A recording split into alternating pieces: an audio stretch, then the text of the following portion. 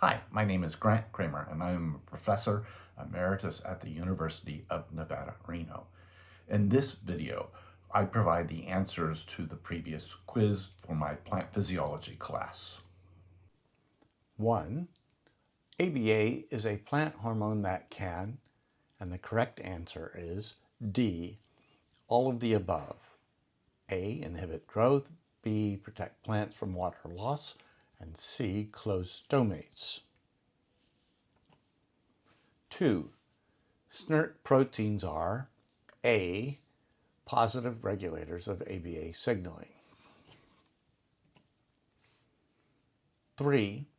The precursor to ABA in plants is, and the correct answer is A, zeaxanthin.